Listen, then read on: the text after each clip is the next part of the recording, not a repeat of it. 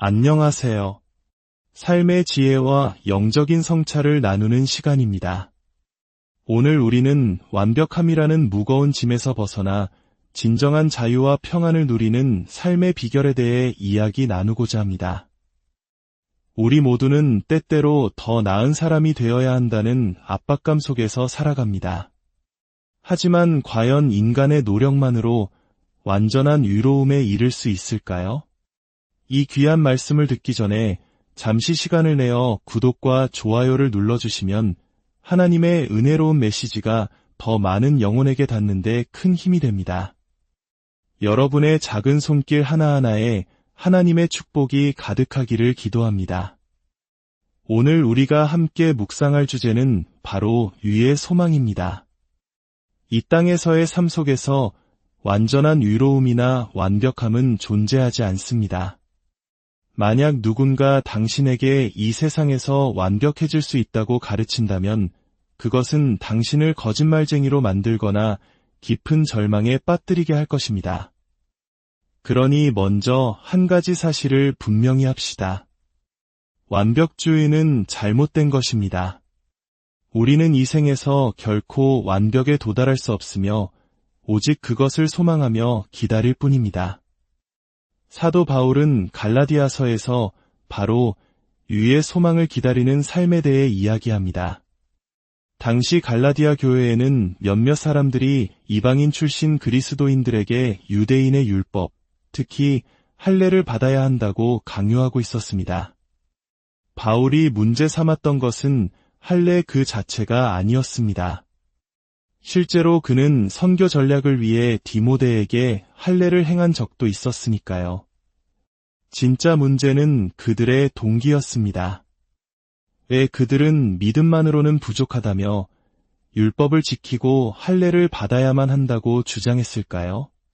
그 동기 깊숙한 곳에는 십자가의 의미와 은혜의 자유와 정면으로 부딪히는 생각이 자리 잡고 있었습니다.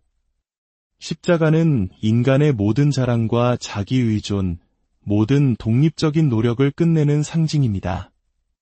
십자가 앞에서 우리는 아무것도 내세울 것이 없는 존재임을 고백하게 됩니다. 그러나 그들은 할례라는 종교적 행위를 통해 자신의 육체를 자랑하고 스스로의 공로를 내세우려 했습니다. 이는 마치 나는 믿음뿐만 아니라 이런 행위까지 했다라고 말하며 자신의 종교적 성취를 드러내려는 시도였습니다. 그들은 하나님의 거저 주시는 은혜가 아닌 인간의 행위와 노력에 초점을 맞추었습니다. 이것이 사도 바울을 분노하게 만든 이유입니다. 그런데 이처럼 율법주의자들에 대한 날카로운 비판 한가운데 오늘날 구원받았음에도 여전히 죄와 씨름하는 우리 모두에게 놀라운 위로가 되는 한 구절이 등장합니다. 바로 갈라디아서 5장 5절의 말씀입니다. 우리가 성령으로 믿음을 따라 위의 소망을 기다리노니 이 한 구절은 율법주의적인 삶의 방식과는 전혀 다른 새로운 삶의 대안을 제시합니다. 여기에는 4가지 중요한 진리가 담겨 있습니다. 첫째, 위로움은 현재 우리가 온전히 소유한 것이 아니라 소망이라는 것입니다. 둘째, 따라서 우리의 현재 삶은 그 위로움을 기다리는 과정입니다. 셋째, 이 기다림은 성령을 통하여 이루어집니다. 넷째, 이 기다림은 믿음으로 말미암는 기다림입니다. 이것이야말로 율법주의자가 아닌 그리스도인으로서 하나님과 동행하는 삶의 장엄한 요약이라 할 수 있습니다. 이 삶의 방식을 더 깊이 이해하기 위해 바울이 그토록 반대했던 삶의 모습, 즉 종의 삶을 먼저 살펴보겠습니다. 하나님께 나아가는 데에는 2가지 길이 있습니다. 하나는 종이 되어 주인을 위해 일하는 길이고 다른 하나는 자녀가 되어 아버지의 집에서 기쁨으로 사는 길입니다.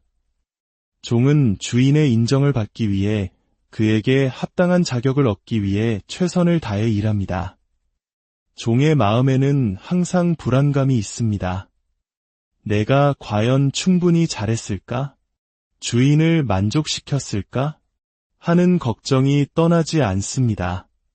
반면 자녀는 그런 식으로 생각하지 않습니다. 자녀는 이미 아버지의 집에 살고 있습니다. 풍성한 잔치상이 차려져 있고 필요한 모든 것이 공급됩니다. 무엇보다 아버지가 유언장에 자신의 이름을 기록해 두었다는 사실을 압니다. 자신이 무언가를 해서 얻어낸 것이 아니라 태어날 때부터 상속자로 정해졌다는 비교할 수 없는 진리 안에서 안식합니다. 그들은 자유롭습니다. 사도 바울은 갈라디아서 4장에서 이렇게 말합니다. 때가 참에 하나님이 그 아들을 보내사 여자에게서 나게 하시고 율법 아래에 나게 하신 것은 율법 아래에 있는 자들을 속량하시고 우리로 아들의 명분을 얻게 하려 하심이라. 그러므로 내가 이후로는 종이 아니요 아들이니 아들이면 하나님으로 말미암아 유업을 이을 자니라. 바울은 갈라디아 교인들에게 간청하고 있는 것입니다. 제발 다시 종의 사고방식으로 돌아가지 마십시오. 종과 주인의 관계로 돌아가지 마십시오. 아버지가 당신의 이름을 유언장에 새겨놓으신 그 아들됨의 자유 안에 굳게 서십시오. 이 2가지 삶의 방식에 대한 가장 위대한 비유는 아마도 탕자의 비유일 것입니다. 우리는 집을 나갔다가 돌아온 둘째 아들의 이야기는 잘 알지만 종종 그 형, 즉 맏아들을 잊곤 합니다. 모든 것을 탕진하고 비참한 모습으로 돌아온 동생을 위해 아버지는 큰 잔치를 엽니다. 아버지는 그를 향한 조건 없는 은혜와 사랑으로 가득 차 있습니다. 그때 맏아들은 어디에 있었을까요? 그는 밭에서 돌아와 집안의 잔치를 보고는 화가 나서 들어가려 하지 않았습니다. 그는 마치 종처럼 아버지의 집 현관에 머물러 있었습니다. 아버지는 그를 그냥 내버려 둘 수도 있었습니다. 하지만 아버지는 친히 밖으로 나와 아들을 달래며 잔치에 들어오라고 권합니다. 이것이 바로 율법주의에 갇힌 영혼들을 향한 하나님의 겸손한 초청입니다. 율법주의의 현관에서 나와 은혜의 잔치에 참여하지 않겠니? 그때 맏아들이 아버지에게 한 말을 들어보십시오. 율법주의자의 마음이 그대로 드러납니다. 내가 여러 해 아버지를 섬겨명을 어김이 없었거늘 그의 마음은 종의 마음이었습니다. 그는 수년간 아버지를 섬겼고 단 한 번도 명령을 어기지 않았다고 자랑합니다. 그는 아버지의 집안에서 벌어지는 거저주시는 은혜를 이해할 수도 받아들일 수도 없었습니다. 은혜는 그의 분노를 일으켰습니다. 그는 자신이 쌓아온 공로와 순종으로 아버지를 기쁘게 해드렸다고 믿었기 때문입니다. 결국 그는 스스로 잔치밭, 슬피 울며 이를 가는 곳에 머물기를 선택합니다. 예수님의 요점은 분명합니다. 하나님을 그런 방식으로 대하지 말라는 것입니다. 만약 우리가 종처럼 하나님과의 관계를 맺으려 한다면 우리는 그리스도로부터 끊어질 것입니다. 그리스도는 어디에 계십니까? 그는 죄인과 세리들과 함께 은혜의 잔치에 앉아 계십니다. 오늘 이 자리에 혹시 종의 마음으로 하나님을 대하고 있는 분이 계십니까? 하나님이 두려워서 그의 진노를 피하기 위해 혹시라도 그의 은총에서 벗어날까 봐 전전긍긍하며 종교적인 의무를 다하고 있지는 않습니까? 마치 점수표에 점수를 매기듯 자신의 선행으로 하나님께 무언가를 얻어내려 하고 있지는 않습니까? 오늘 아침 아버지는 현관으로 나와 당신을 간절히 초청하십니다.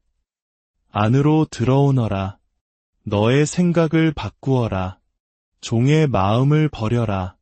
내가 너에게 값없이 자녀의 마음을 주고 내 유언장에 너의 이름을 새겨주겠다.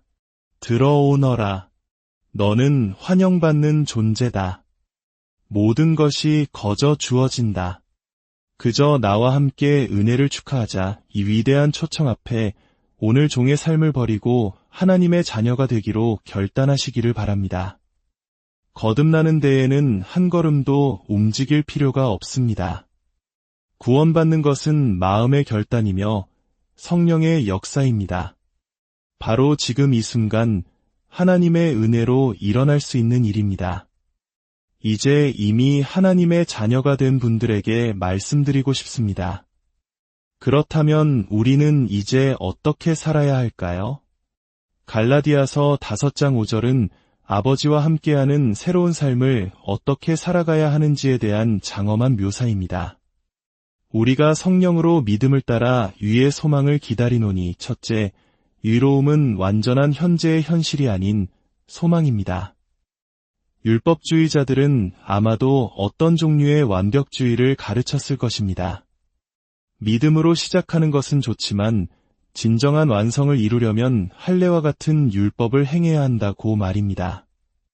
그러나 바울은 단호히 말합니다. 우리는 이 땅에서 완벽해질 수 없습니다. 우리의 행위로 하나님의 일을 완성시킬 수 없습니다. 성령으로 시작된 일은 성령께서 완성하실 것입니다. 그러므로 우리는 완전한 의로움이 임할 그날을 소망하며 기다립니다.